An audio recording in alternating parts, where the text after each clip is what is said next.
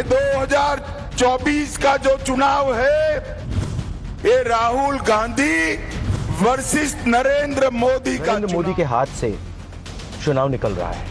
वो स्लिप कर रहे हैं और हिंदुस्तान के प्रधानमंत्री नहीं बनेंगे। നമസ്കാരം, എൻ്റെ ബ്ലോഗിലേക്ക് ഏവർക്കും സ്വാഗതം. 2024 പൊതു തെരഞ്ഞെടുപ്പിൽ BJP സർക്കാർ മൂന്നാമതും അധികാരത്തിൽ വരുമോ?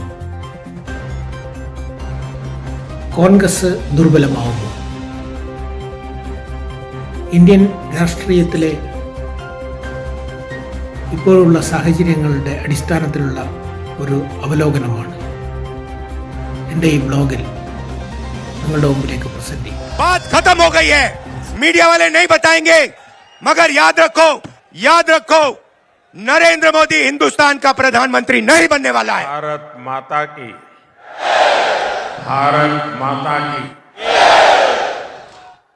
स्वामिये शरणम अय्यप्पा. 2014 പൊതു തിരഞ്ഞെടുപ്പിൽ BJP ആണ് വിജയിച്ച് സർക്കാർ രൂപീകരിച്ചത്. അതിനുമുമ്പുണ്ടായിരുന്ന UPA സർക്കാർ, 10 വർഷം രാജ്യം ഭരിച്ച UPA സർക്കാർ, ആ സർക്കാരിനെതിരെ, ആ സർക്കാരിൻ്റെ കൊടുംകാര്യസ്ഥതയ്ക്കും അഴിമതിക്കുമെതിരെ ശക്തമായൊരു വികാരമെന്ന് രാജ്യത്തുണ്ടായിരുന്നു.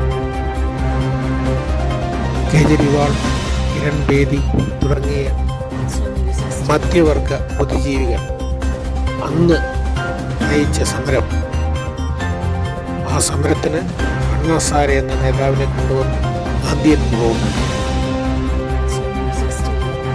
2014 നടന്ന തെരഞ്ഞെടുപ്പിൽ അതിൻ്റെ നേട്ടം കൊയ്യുന്നത് BJP.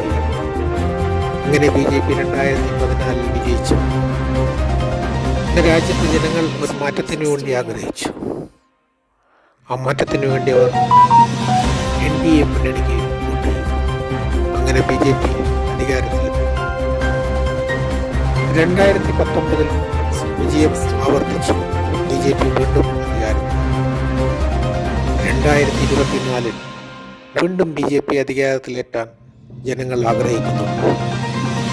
യഥാർത്ഥത്തിൽ BJPക്ക് ഇനിയൊരു ഭരണത്തിലേക്ക് എത്താൻ സാധിക്കും. देश की सच्चाई ये है कि जो राजनीति इस देश में हावी है वो सच्चाई की राजनीति नहीं है, झूठों की राजनीति है. उसके नेता झूठ बोलते हैं.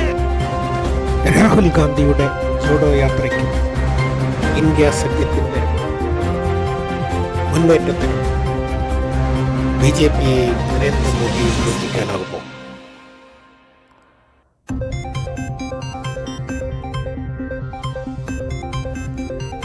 വിലക്കയറ്റവും തൊഴിലില്ലായ്മയും പാർശ്വവൽക്കരണവും നരേന്ദ്രമോദിക്ക് ഈ തിരഞ്ഞെടുപ്പിൽ വൻ തിരിച്ചടിയാകുമെന്ന് തന്നെയാണ് കരുതുന്നത്. 543-ൽ 283 സീറ്റിലും തിരഞ്ഞെടുപ്പ് നടന്നു കഴിഞ്ഞു. കുടത്തിലെ ഭൂതം പുറത്ത് വരാനിരിക്കുന്നതേ ഉള്ളൂവെങ്കിലും നാം കാത്തിരുന്ന് കാണേണ്ടി വരും. രാജ്യത്ത് വിമർശനങ്ങൾക്കെല്ലാം അതീതമായ ഒറ്റ വിഗ്രഹത്തിൻ്റെ മാന്ത്രിക വലയത്തിലല്ല എന്നുള്ള പ്രചരണം വളരെ ശക്തമായി കേട്ടു തുടങ്ങിയോ എന്ന് തോന്നുന്നു. കോൺഗ്രസിനും ഇന്ത്യ മുന്നണിക്കും എത്രത്തോളം നേട്ടം കൊയ്യാനാവുമെന്ന് തെരഞ്ഞെടുപ്പ് ഫലം വരുന്നതുവരെ നാം കാത്തിരിക്കേണ്ടിയിരിക്കും.